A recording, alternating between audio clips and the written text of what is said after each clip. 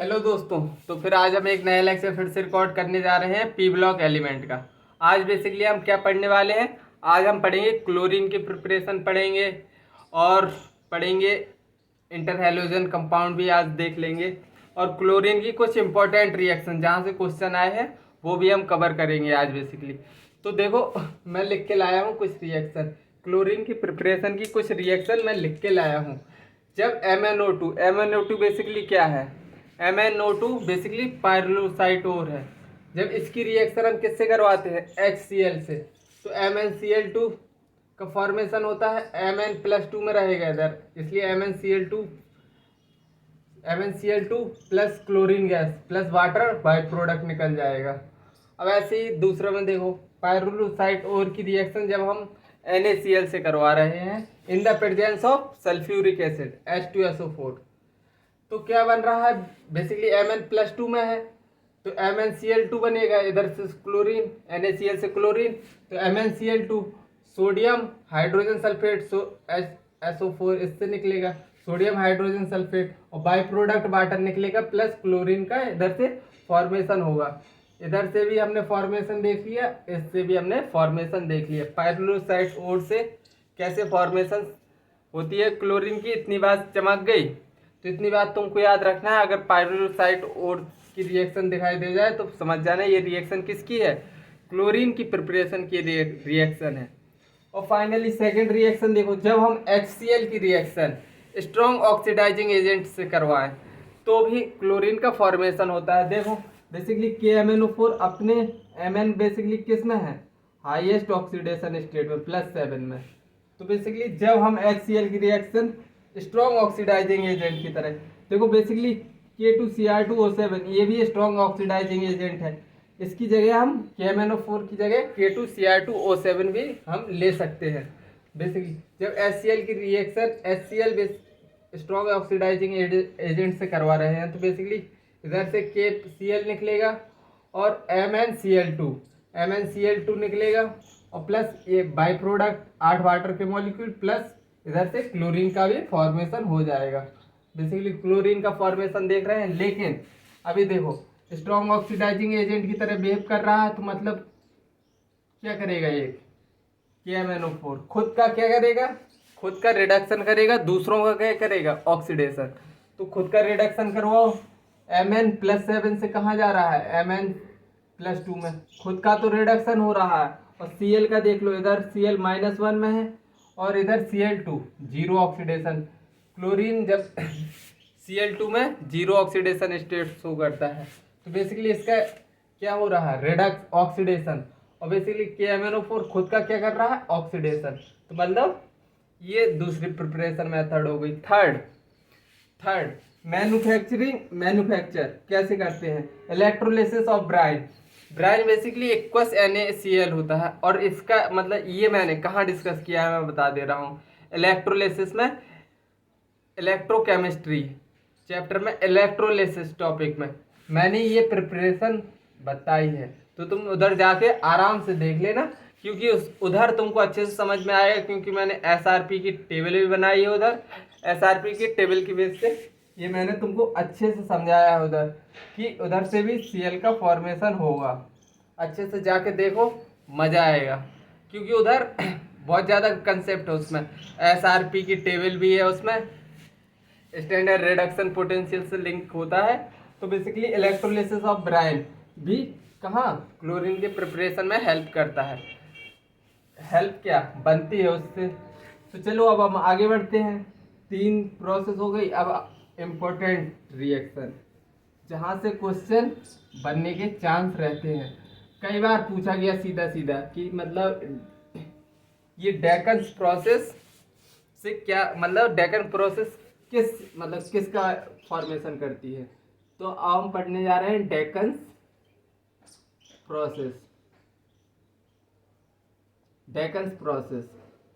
Process में basically 4HCl की reaction जब O2 से करवाते हैं ऑक्सीजन से, किसकी प्रेजेंस में? कॉपर क्लोराइड की। कितना टेम्परेचर? 723 केल्विन टेम्परेचर पे।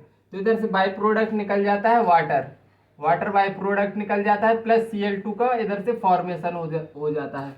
डेकन्स प्रोसेस याद रखना कि डेकन्स प्रोसेस मतलब किसके लिए यूज होती है, तो मतलब Cl2 की प्रिपरेशन के लिए डेकन्स प्रोसेस का हम इस्तेमाल करते हैं। तो बेसिकली आप कुछ प्रॉपर्टीज लिख लो, प्रॉपर्टीज क्लोरीन की लिख लो। प्रॉपर्टीज में पहली प्रॉपर्टी ये हमने देखा है ग्रीनिश येलो कलर शो करती है। क्या? Greenish yellow colour, greenish yellow colour basically ये शो करता है, ग्रीनिश येलो कलर। इतनी बात पता है हमें। दूसरी बात, ये हैवी होती है एयर से 4-5 गुना भारी होती है। It is heavier, it is heavier,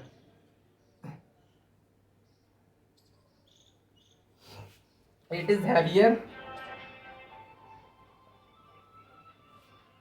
3 से 5 times,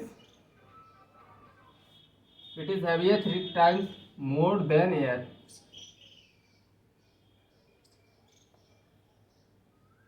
more than air। ये एयर से 3-4-5 गुना भारी होती है। तीसरी, ये बेसिकली ऑर्डरलेस होती है, ऑर्डरलेस, कलरलेस। बेसिकली ये कलरलेस होती है। बेसिकली कलरलेस क्यों? ग्रीनिश येलो कलर होता है ये। इसकी अगर स्मेल देखी जाए तो पंजेंट स्मेल, मतलब तीखी पंजेंट, सफोकेटिंग भी होती है, suffocating order, pungent suffocating order है इसका, pungent suffocating, pungent suffocating order.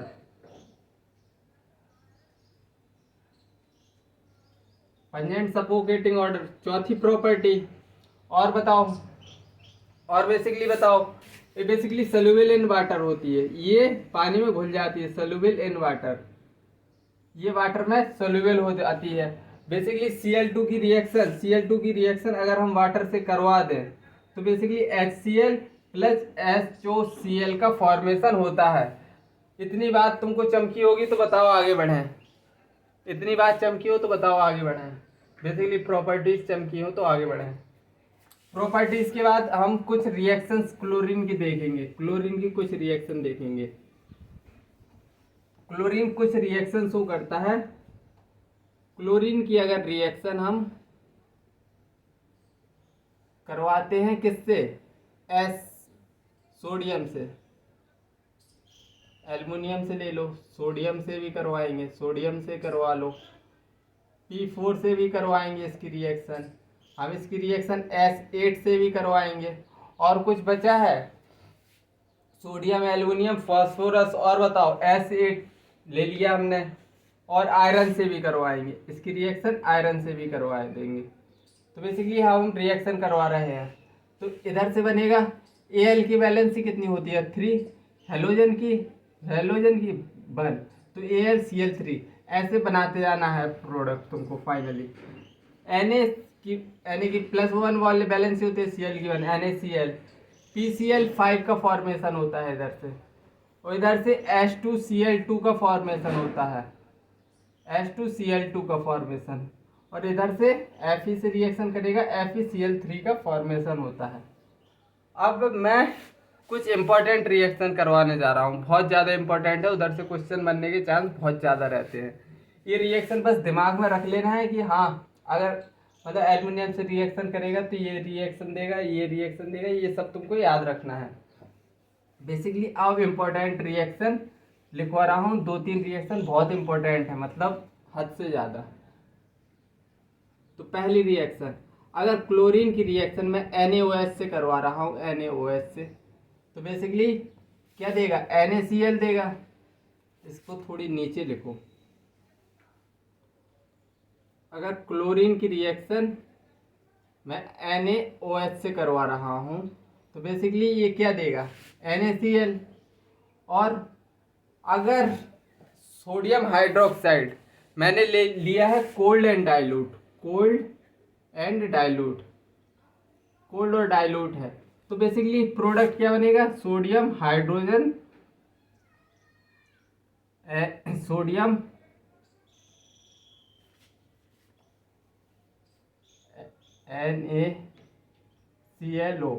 NaClO बनेगा। और बेसिकली अगर मैं रिएक्शन इसी क्लोरीन की रिएक्शन में NaOH हॉट एंड कंसंट्रेशन में करवा रहा हूँ, अगर मैंने NaOH हॉट और कंसंट्रेटेड लिया है तो बेसिकली NaCl बनेगा इधर, और इधर क्या बनेगा NaClO3।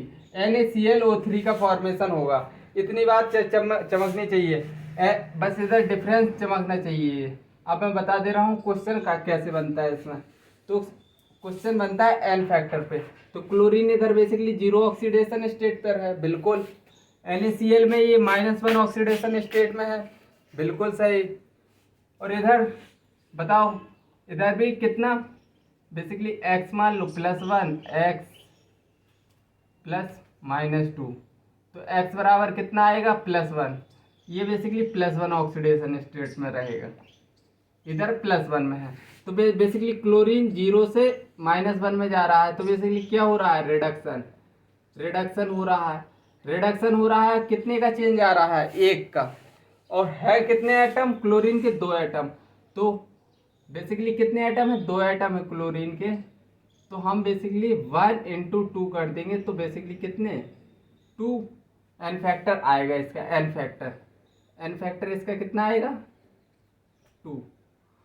अगर हम इसी का इधर ले जा रहे हैं, क्लोरीन 0 से +1 में जा रहा है, तो क्या हो रहा है, ऑक्सीडेशन हो रहा है। मतलब चेंज कितने का आ रहा है, इधर N1 लिख लो, इधर N2 लिख लो। बेसिकली N1 N2 क्या है, एन फैक्टर। तो बेसिकली N2 को चेंज कितना आ रहा है, 1 का चेंज आ रहा है। क्लोरीन के कितने एटम है, 2। तो बेसिकली 1 × 2 तो मतलब 2। इधर थोड़ी हौच पौच हो गया क्या, चलो मैं अच्छे से लिख दे रहा। 1 × 2 = 2, इसीलिए ऊपर स्पेस छोड़ने को बोला था मैंने कि हौच पौच ना हो जाए। अगर क्लोरीन का एन फैक्टर जानना है, एन फैक्टर बेसिकली ये डिस्प्रोपोर्शनेशन रिएक्शन शो कर रहा है, और रेडॉक्स में तुमने पढ़ा है, अगर डिस्प्रोपोर्शनेशन रिएक्शन कर रहा है तो उसका एन फैक्टर कैसे निकालते हैं, N1 × N2, N1 + N2 इस तरह निकालते हैं। तो बस निकालो, N1 हमको पता है 2 है, N2 कितना है 2, और बेसिकली 2 + 2 कितना 4/4 कितना आ गया 1। एन फैक्टर कितना आ गया इसका 1। अगर कोल्ड और डाइल्यूट NaOH लोगे तो क्या आएगा, एन फैक्टर 1। अगर हॉट एंड कंसंट्रेटेड लिया है तो देखो इधर 0 है, इधर तो -1। ये बेसिकली क्या हो रहा है, रिडक्शन। क्या हो रहा है, रिडक्शन। तो N1 कितना आएगा, इधर चेंज है 1 का, टोटल एटम कितने हैं 2, 1 × 2 तो कितना एन फैक्टर 2, N1 निकल लिया। अब बेसिकली इधर देखो, तो बेसिकली एक क्लोरीन, इसको मानो 1 प्लस क्लोरीन को x मान लो, प्लस -2 × 3 = 0, 6। x बराबर +5 आ रहा है, मतलब क्लोरीन के इधर ऑक्सीडेशन स्टेट +5 आ रहा है। तो अब देखना इधर से क्लोरीन 0 से कहाँ जा रहा है, +5 में। तो बेसिकली क्या हो रहा है इसका, ऑक्सीडेशन, क्योंकि ऑक्सीडेशन नंबर बढ़ रहा है, तो ऑक्सीडेशन हो रहा है। बेसिकली चेंज कितने का आ रहा है, 0 से 5 का चेंज आ रहा है। लेकिन 2 क्लोरीन एटम में देखना है, तो 2 में कर दो तो 10। अब इसका क्लोरीन का एन फैक्टर बताओ, इसमें क्लोरीन का N factor N1 × N2, N1 + N2। तो N1 कितना है 2 × 10, 2 + 10 तो 20/12 आया। तो काटो इसको, 2 × 6 = 12, 10, 2 × 6 = 2 × 5 = 10, 5/3 आ रहा है इसका एन फैक्टर। कितना आ रहा है 5/3। तो बेसिकली दोनों रिएक्शन बहुत इंपॉर्टेंट है, जेई में पूछ ली गई है ये रिएक्शन, बेसिकली नीट में भी पूछी गई हैं। ये वाली रिएक्शन शायद नीट में भी पूछी गई, इंपॉर्टेंट रिएक्शन है, जितने स्टाइल लगाना चाहो लगा लो। तो बेसिकली ये रिएक्शन इंपॉर्टेंट है। और रिएक्शन देख लो, एक और रिएक्शन देख लो, वो भी इंपॉर्टेंट रिएक्शन है।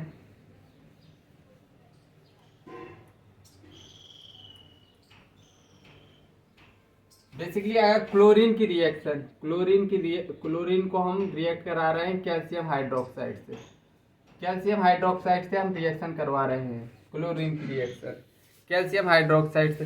तो बेसिकली इधर से जो बाई प्रोडक्ट निकलने वाला है तो calcium oxychloride, oxychloride plus calcium chloride plus dot calcium hydroxide dot 10H2O। और ये किसका फॉर्मूला है? बेसिकली ब्लीचिंग पाउडर है। ये क्या है? ये बेसिकली ब्लीचिंग पाउडर है, इधर 2 है। ये बेसिकली क्या है? इसी का नाम है ब्लीचिंग पाउडर। ब्लीचिंग पाउडर का फॉर्मूला है ब्लीचिंग पाउडर, जो अपन लोग बेसिकली हेयर डाई कराने में, हेयर सफेद कराने में, जैसे तुम गोरा होने के लिए तुम कहाँ जाते हो? मेकअप, बेसिकली लड़कियां जाती हैं मेकअप कराने। तो बेसिकली होता क्या है, ये ब्लीचिंग पाउडर का काम क्या होता है? ब्लीचिंग का मतलब क्या होता है? बेसिकली ये कलर को कलरलेस कर देती है। तो जब फेस में लगाते हैं तो फेस में जो ब्लैक वो होते हैं ना, मतलब हेयर, तो उनको वो वाइट कर देते हैं, तो इसलिए गोरा चेहरा दिखने लगता है। एक्चुअली ये हार्मफुल है, इससे दूर ही रहना मेकअप वगैरह से। और ये धोखा है बहुत बड़ा, जो अपनी ओरिजिनल ब्यूटी दी है भगवान ने, उसी पर उसी से खुश रहो यार। मतलब जिंदगी में क्या ही रखा है, एक दिन तो सबको जाना है। और खैर आदमी को मतलब फेस से वगैरह से जज भी नहीं करना चाहिए, उसके नेचर से ज़्यादा अच्छे से जज करना चाहिए।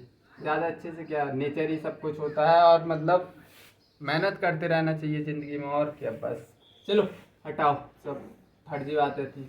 ऑक्सो एसिड पढ़ लो, oxo acid of chlorine, oxo acid of halogen देख लो पहले। ऑक्सो एसिड ऑफ हेलोजन बता दे रहा हूँ, फिर तुमको समझ में आ जाएगा। Oxo acid of chlorine NCERT में गिवन है। ऑक्सो एसिड ऑफ हेलोजन, तो basically oxo acid of halogen, हमने हेलोजन की जनरल इलेक्ट्रॉनिक कॉन्फ़िगरेशन हमको पता है क्या है? NH2 NP5। ये क्या है? जनरल ऑक्सीडेशन स्टेट है, inert gas. General electronic configuration यही है। देखो अगर हम ग्राउंड स्टेट में देखें, ग्राउंड स्टेट में तो बेसिकली क्या होगा, इसमें 2 इलेक्ट्रॉन है और P में कितने? 1 2 3 4 5 इलेक्ट्रॉन। अगर फर्स्ट एक्साइटेड स्टेट, अगर +1 ऑक्सीडेशन स्टेट है, अगर ऑक्सीडेशन स्टेट कितनी है? +1, तो इसको बोलेंगे हाइपोहेलस एसिड, हाइपोहेलस एसिड। और अगर फर्स्ट एक्साइटेड स्टेट में जाएं, तो फर्स्ट एक्साइटेड स्टेट में अब क्या आ जाएगा?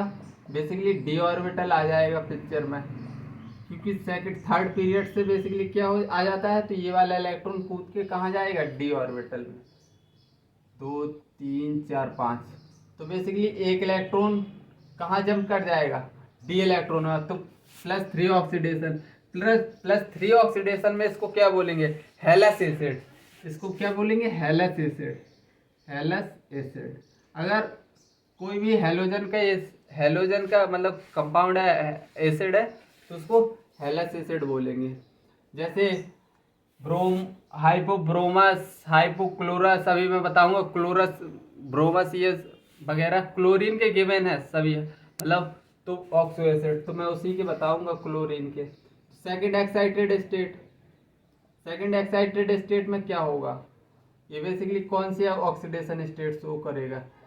एक इलेक्ट्रॉन फिर से जंप कर जाएगा हायर ऑर्बिट में, एक इलेक्ट्रॉन बेसिकली फिर से हायर ऑर्बिटल में जंप कर जाएगा। तो बेसिकली कितनी? 1 2 3 4 5 +5 ऑक्सीडेशन स्टेट। इसका नाम क्या पड़ेगा? हाइपोहेलस, हेलस। अब पड़ेगा हेलिक एसिड।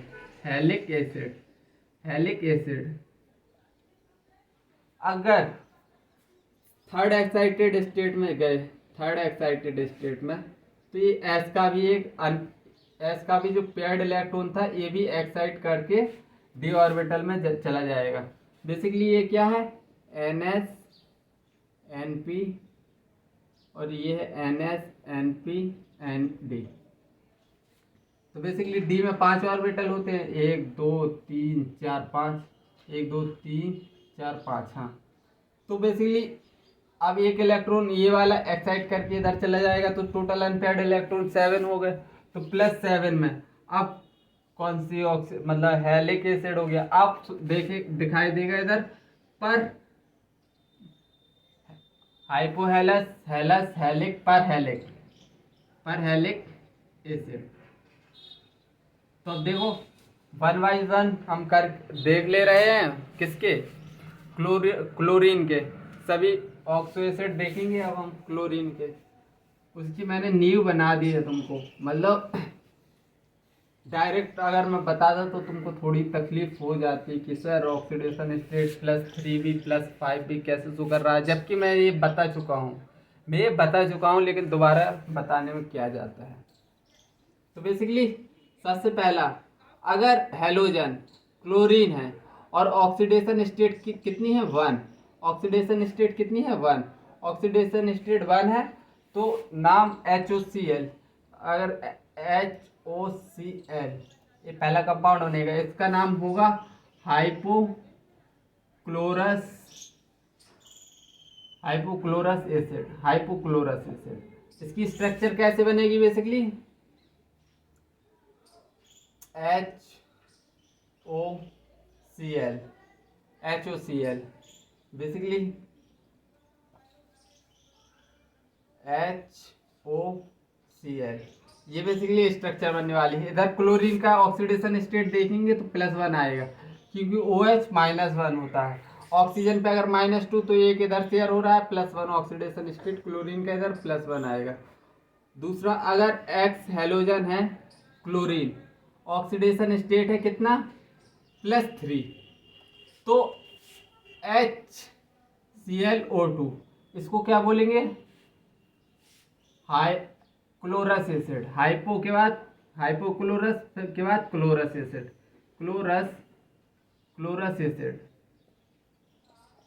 Chlorous acid. इसकी स्ट्रक्चर कैसे बनेगी, बेसिकली इतना याद रखना है, जितने हाइड्रोजन है उतने सिंगल बॉन्ड बनेंगे। हाइड्रोजन एक है, एक सिंगल बॉन्ड बनेगा, एक इसके साथ एक इसके साथ। देखो एक हाइड्रोजन है, एक सिंगल बॉन्ड बना दो, एक सिंगल बॉन्ड बन गया। अब एक ऑक्सीजन बचा है, तो उसको बेसिकली कहाँ डबल बॉन्ड से डिनोट करेंगे। अब ये -2 में, इधर OH है -1 में, तो इधर क्लोरीन कितनी ऑक्सीडेशन स्टेट शो करेगा +3, तो ये हो गया बेसिकली क्लोरस एसिड। तीसरी स्ट्रक्चर, चारों आ जाएंगी, नहीं आ पाएंगी, चलो हटाओ कोई बात नहीं। तीसरी, अगर हेलोजन क्या है क्लोरीन, ऑक्सीडेशन स्टेट है +5 ऑक्सीडेशन स्टेट है, मतलब HClO3, इसको क्या बोलेंगे क्लोरिक एसिड, इसको बोलेंगे क्लोरिक एसिड। इसकी स्ट्रक्चर देखो HOCl। अब कितने ऑक्सीजन बचे हैं, 2 ऑक्सीजन बचे हैं, डबल बॉन्ड हो। और बेसिकली -2 इन दोनों पर चार्ज कितना है, इधर -2 रहेगा, इधर भी -2, इधर भी -2, इधर टोटल OH पे -1, तो इधर कितना आने वाला है +5। तो ये क्लोरिक एसिड है। अब हम फाइनली क्या बनाने जा रहे हैं, HClO4। अगर हेलोजन क्या है क्लोरीन, ऑक्सीडेशन स्टेट है +7, तो HClO4 इसको क्या बोलेंगे पर क्लोरिक एसिड, पर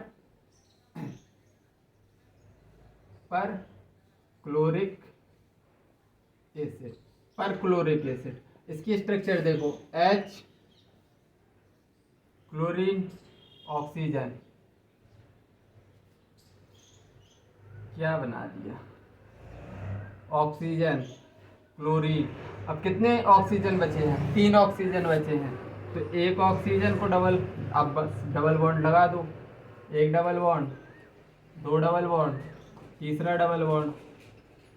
ये बेसिकली -2 में है, ये भी -2 में, ये भी -2 में, ये टोटल -1 में, तो इधर 2 2 4 6 +7, मतलब इसको क्या बोलेंगे? पर क्लोरिक एसिड।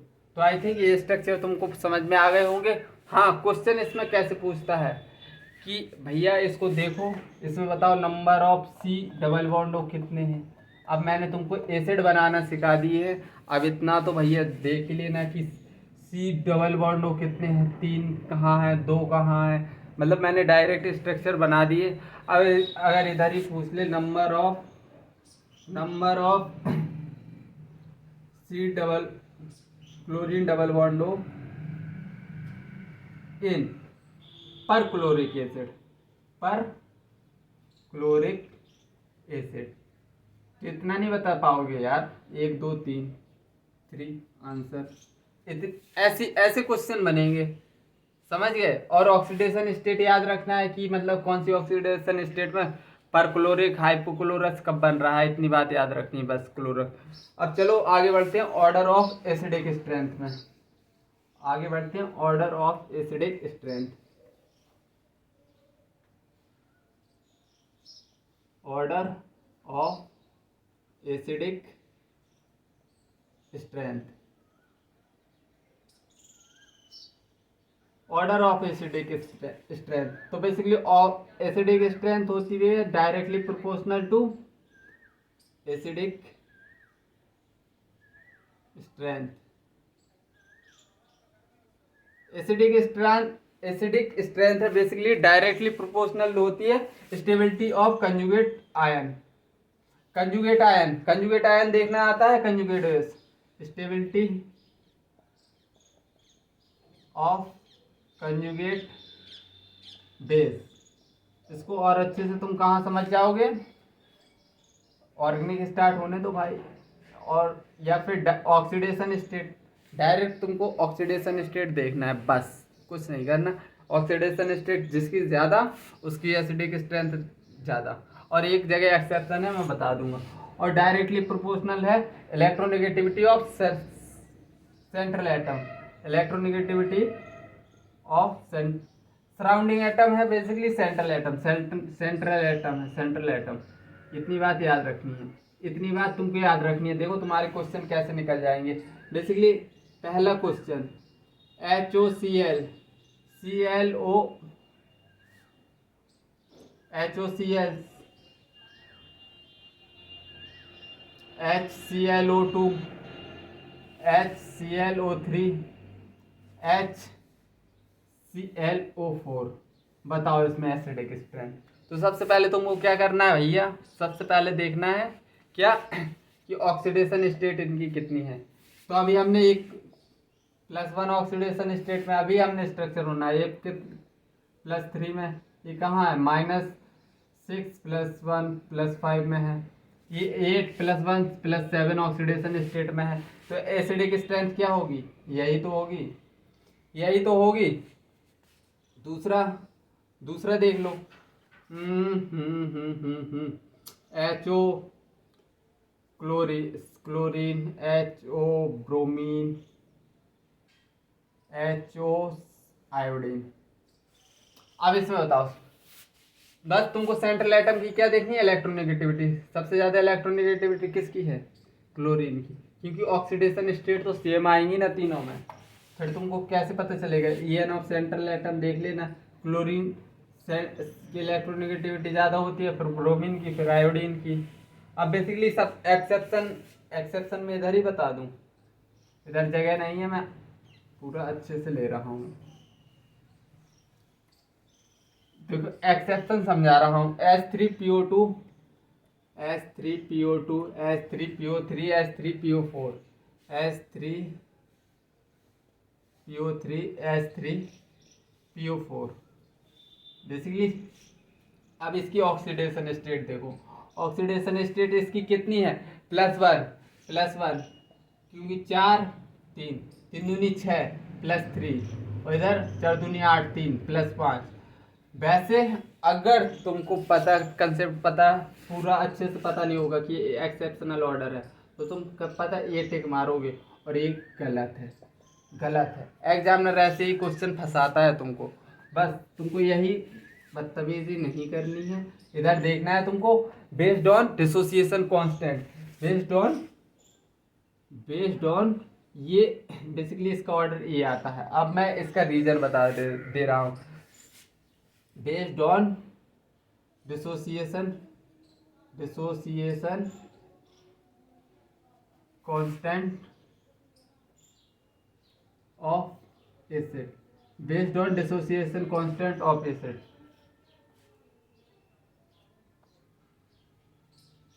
इसका भी स्ट्रक्चर बना के इसको समझा रहा हूँ। सबसे पहले स्ट्रक्चर बना लो इनके। डबल बॉन्ड हो, एक OH, कितने हाइड्रोजन बचे हैं, 2 हाइड्रोजन बचे हैं। H3PO3 का structure, P double bond O, एक OH, दूसरा OH, 3 हाइड्रोजन है, एक हाइड्रोजन है, 3 ऑक्सीजन यूज हो गए। Basically third structure, double bond O, OH, OH और OH।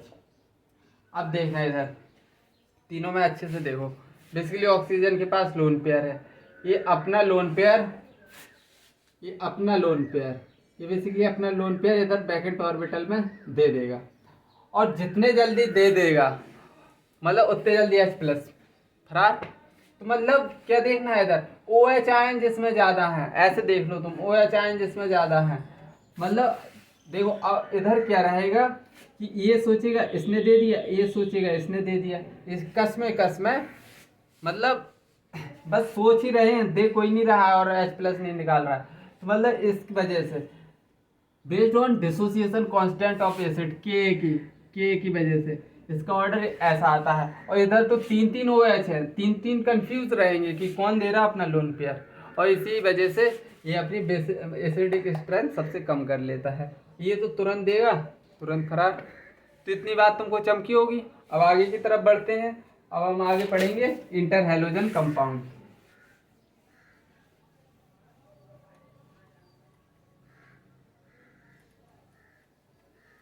अब हम आगे क्या पढ़ने वाले हैं, basically inter halogen compound.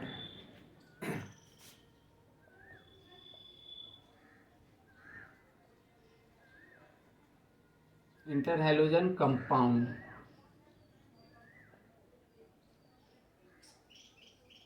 Inter halogen compound, inter halogen compound किसको बोलते हैं, जब दो, जैसे HBr HCl, नहीं मैं बोल रहा है HBr HCl, बेसिकली दोनों हैलोजन होने चाहिए।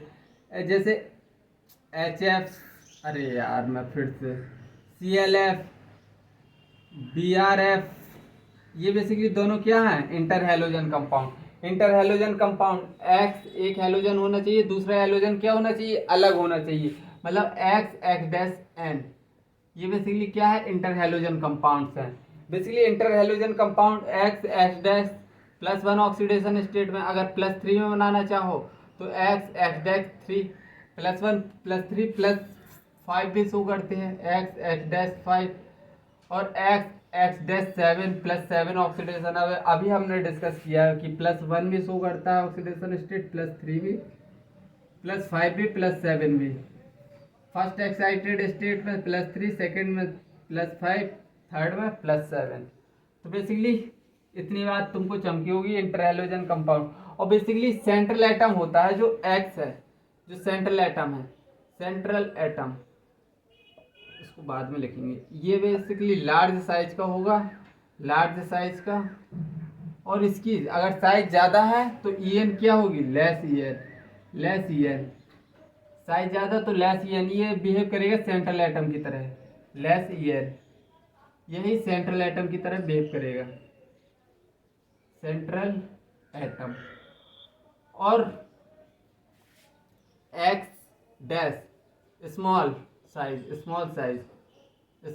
के हैं तो इसकी हाई EN है, हाई EN मतलब कि ये क्या करेंगे, ये सराउंडिंग एटम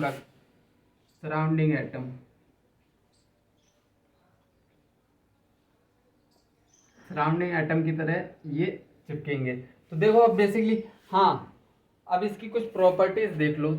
बेसिकली ये नॉन मेटल है, इंटर हेलो पूरी हेलोजन का फैमिली में और सभी नॉन मेटल हैं, तो मतलब ये आयनिक नेचर तो शो करने वाले नहीं है। मतलब ये नेचर कौन सा शो करेंगे, इंटर हेलोजन कंपाउंड। प्रॉपर्टीज लिख रहा हूँ, प्रॉपर्टीज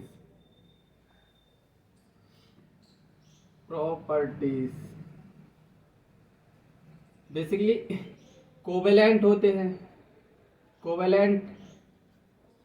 और बेसिकली एक इनके पास क्या होता है, अनपेयर्ड इलेक्ट्रॉन। एक अनपेयर्ड इलेक्ट्रॉन है, दो हेलोजन मिल गए, मतलब पेयरिंग हो गई, सबके पास ऑक्टेट कंप्लीट हो गया। मतलब कि अब ये कोई भी अनपेयर्ड इलेक्ट्रॉन नहीं है, मतलब कि डायामैग्नेटिक होगा, diamagnetic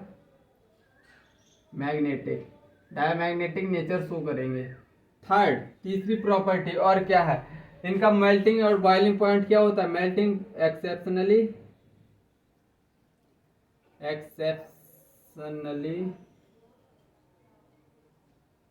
melting point and boiling point क्या होगा, हाई होगा, ज़्यादा हाई, सीधा लिख दो हाई।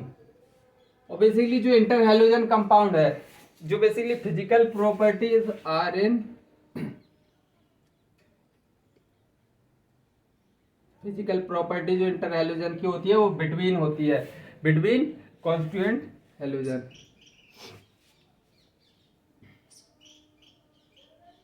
क्या क्या क्या physical property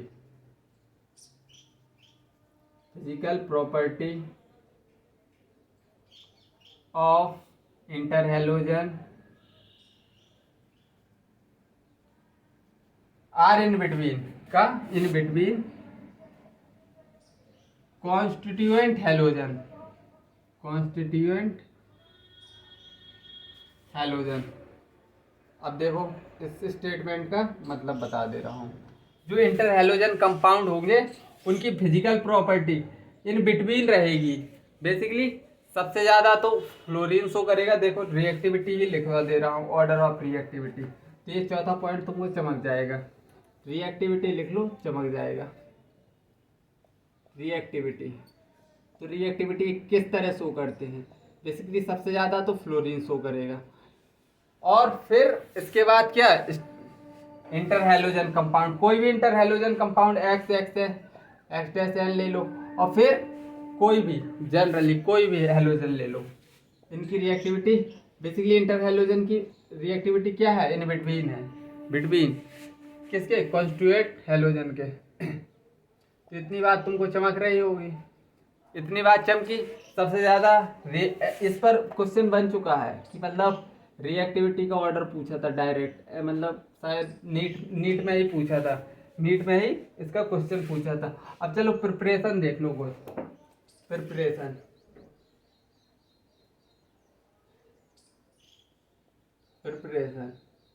inter halogen compound की कुछ प्रिपरेशन है। Cl2 प्लस F2, तो ये क्या देगा, ClF। बेसिकली ये क्या है, ये मोर इलेक्ट्रोनेगेटिव है, तो ये किस तरह बिहेव करेगा, मोर इलेक्ट्रोनेगेटिविटी, मतलब सराउंडिंग एटम की तरह फ्लोरीन बिहेव करेगा, क्लोरीन सेंट्रल एटम की तरह बिहेव करेगा। दूसरा Cl2, अगर एक्सिस में हमने क्या ले लिया, फ्लोरीन अब हमने एक्सिस पे ले लिया, तो 2ClF3 बनेगा। थर्ड रिएक्शन, जितने चाहो उतने बनवा दूंगा, I2Cl2 ICL बन जाएगा, ICL। फोर्थ और बनाओ, I2 प्लस 3Cl2, तो इधर से क्या बनेगा, बेसिकली ICl3। और बनाना है क्या, जितने चाहो उतने बनवा दूँ बेसिकली। चलो बेसिकली प्रिपरेशन देख लिए इंटर हेलोजन कंपाउंड। हाँ सेंट्रल एटम और सराउंडिंग एटम देखना आना चाहिए। बेसिकली मोर इलेक्ट्रोनेगेटिव है ये भी मोर इलेक्ट्रोनेगेटिव, ये भी मोर इलेक्ट्रोनेगेटिव, तो ये किस तरह बिहेव करेंगे, सराउंडिंग एटम की तरह। और जो लेस रिएक्टिव है वो लेस EN है, तो वो सेंट्रल एटम की तरह बिहेव करेंगे। इतनी बात बस याद रखनी है। अब देखो कुछ स्ट्रक्चर बना के देख लो, NCERT में गिवन है तो भाई क्यों छोड़े, NCERT की कुछ चीज़ नहीं छोड़ना है। तो उसमें देखो सबसे पहले क्या क्या गिवन है, x3 x X-5। चलो कंपाउंड बनाओ। Chlorine F3, bromine F3, iodine F3। अब इधर भी देख लो, iodine F5, chlorine F5, bromine F5। अब इनकी सबसे पहले हमको क्या बनाना है, स्ट्रक्चर। बेसिकली देखो, इसके पास कितने 7 लोन पेयर है, 3 सिग्मा बॉन्ड है, 3 इधर, 3 फ्लोरीन ने एक एक बॉन्ड से क्या बना लिया, सिग्मा, मतलब 3 सिग्मा हो गए। और लोन पेयर कितने बचे, 7, टोटल 7 वैलेंस इलेक्ट्रॉन थे, 7 में से 3 तो सिग्मा, 4 लोन पेयर बचे, मतलब 4 अनपेयर्ड इलेक्ट्रॉन, मतलब 2 लोन पेयर बचे हैं, इधर 2 लोन पेयर बचे हैं। तो इसकी हाइब्रिडाइजेशन लिखेंगे तो sp3 4, sp3d, मतलब trigonal bipyramidal, trigonal bipyramidal, bipyramidal trigonal bipyramidal आएगी इसकी स्ट्रक्चर। चलो बना के भी देख लो, बना के स्ट्रक्चर बनाने में क्या जाता है। चलो इसका स्ट्रक्चर बनाते हैं। क्लोरीन, एक फ्लोरीन, दूसरा फ्लोरीन, दूसरा फ्लोरीन, तीसरा फ्लोरीन, और एक इधर एक इधर, लोन पेयर। तो बेसिकली अगर शेप पूछ ले, ये तो बेसिकली ट्राइगोनल बाइपिरामिडल, ये क्या है, ज्योमेट्री। अगर शेप पूछ ले तो सीसॉ या bent T shape, bent T shape, bent T shape. और इसमें बेसिकली 5 सिग्मा बॉन्ड बन गए हैं, 5 सिग्मा बॉन्ड। तो लोन पेयर कितने बचे, 5 2 7, मतलब 2 बचे लोन, 2 मतलब अनपेयर्ड इलेक्ट्रॉन, मतलब 1 लोन पेयर बचा है। तो इसकी हाइब्रिडाइजेशन sp3d2 आएगी, sp3 4 d2। ये बेसिकली ऑक्टाहेड्रल की तरह बिहेव करे। इसकी ज्योमेट्री क्या होगी, ऑक्टाहेड्रल, ऑक्टाहेड्रल। अगर इसकी स्ट्रक्चर बनाना चाहे तो बस बना लो। इसकी स्ट्रक्चर बना रहे हैं, एक फ्लोरीन, दूसरा फ्लोरीन, तीसरा फ्लोरीन, चौथा फ्लोरीन, पांचवा फ्लोरीन, एक लोन पेयर इधर। तो इसकी अगर शेप देखी जाए, शेप स्क्वायर बाई पिरामिडल आ रही है, square bi pyramidal, square bi pyramidal इसकी शेप आ रही है। अब इंटरहेलोजन X3 हो गया, X5 हो गया, X7 रह गया। तो एक एग्जाम्पल ले लो IF7 का, उसका इसी का स्ट्रक्चर बना लो, बस निपटा दो टॉपिक को। IF7 ले लो। तो बेसिकली इसमें सातों के सातों सिग्मा, सातों के सातों क्या है, सिग्मा बॉन्ड। तो मतलब इसकी sp3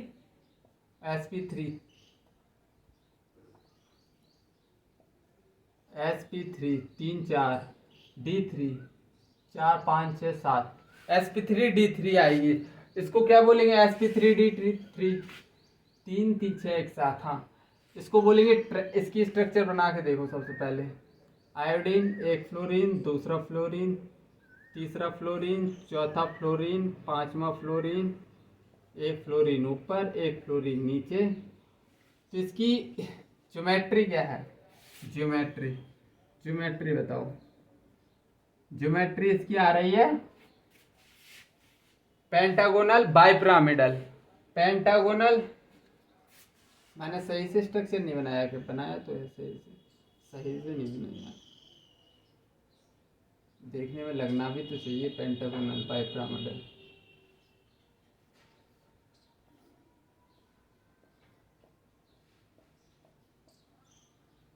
ये बेसिकली पेंटागोनल बाइपिरामिडल, पेंटागोनल